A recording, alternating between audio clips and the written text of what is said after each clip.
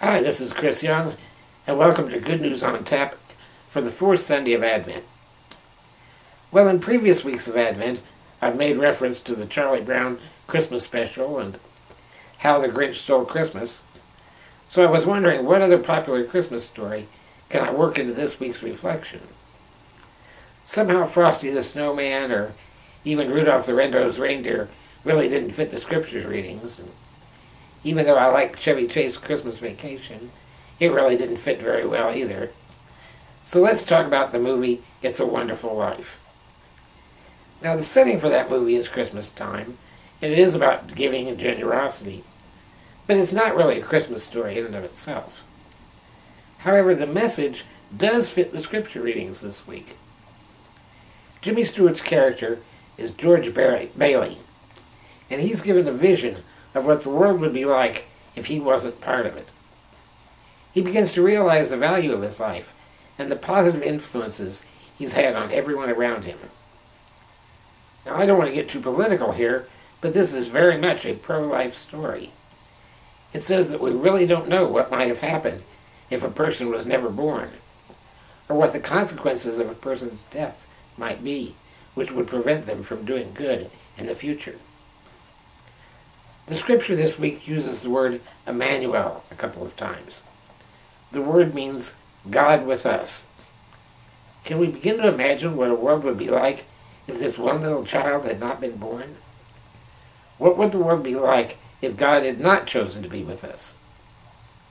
If we look at all the hatred and violence and suffering in the world, despite the fact that we have Christianity, despite the fact that we have the teachings of Jesus and all the examples he gave us, despite the fact that we have an understanding that we're children of God and brothers and sisters to Jesus, a God who chose to dwell among us, how much worse off would the world be without this little child who transformed history in literally countless ways?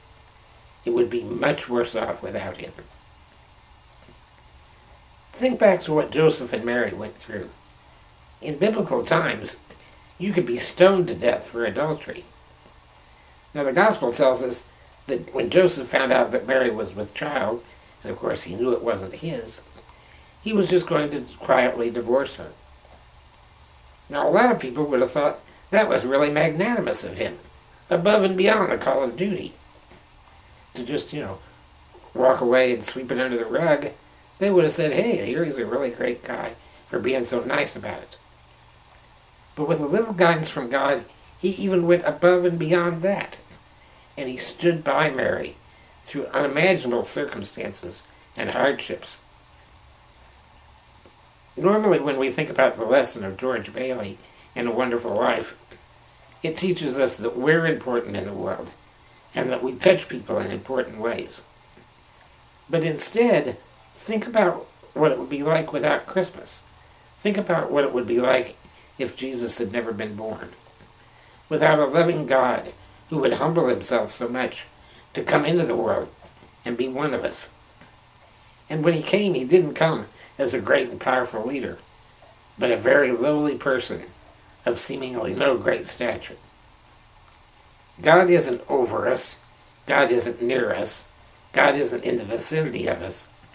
God is truly with us. That's what it means to say Emmanuel. I have this strange hobby. I like to write parodies of songs, or take lyrics from one song and apply them to the melody of another song. My Christmas gift to you is to not sing one of those songs. Believe me, it's a horrible thing. You don't want to hear it. But I want to tell you about one of the parodies I wrote. It was a Christmas version of that famous Louis Armstrong song, What a Wonderful World. The thing I like about that particular mixture of Christmas lyrics with what isn't really a Christmas song is that the refrain from the song says, "And I think to myself, what a wonderful world." Now scientists tell us there might be an infinite number of parallel universes out there, slightly different one from one another. And although I'm a scientist, I'm not sure I buy that. But if there are other worlds out there, similar to us but different, there might be some of them out there that are just like us, but don't have Christmas. Think about what that would be. Think about how lucky we are to have Christmas. Like the song says. And I think to myself, what a wonderful world. It's a wonderful life. It's a wonderful world. Because of Emmanuel. Because God is with us. And that's Good News on Tap for the fourth Sunday of Advent.